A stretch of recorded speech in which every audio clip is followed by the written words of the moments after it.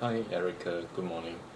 What happened is that Associate Professor Patrick Tan, who is the head of Singapore General Hospital's Department of Hematology, actually developed this method whereby patients do not need to be radiated with high doses of chemotherapy prior to blood disorders, and then the umbilical cord blood is actually injected into the spinal cord to replace the damage or the diseased bone marrow.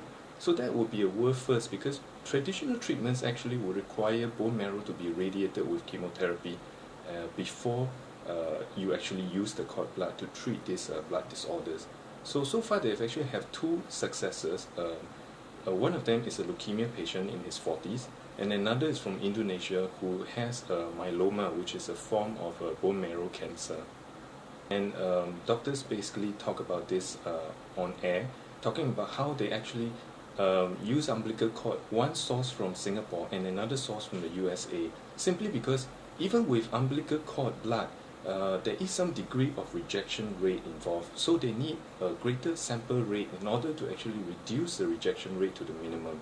As you know, cord blood actually offers the lowest rejection versus any kind or any other kind of tissue right now for transplants and replacement of blood.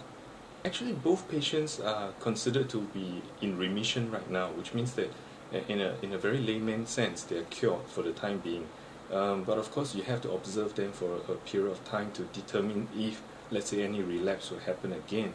But right now, the first patient from Singapore in his 40s, a businessman, is doing very well because 90% of his bone marrow has been actually replaced by the cord blood. So the cord blood actually takes over the function of regenerating the bone marrow, and that is very good news. For the second patient, about 60% of his bone marrow has been replaced. So he will require some additional source of cord blood to actually perhaps regenerate the remaining part of his bone marrow, but that is almost like a certainty.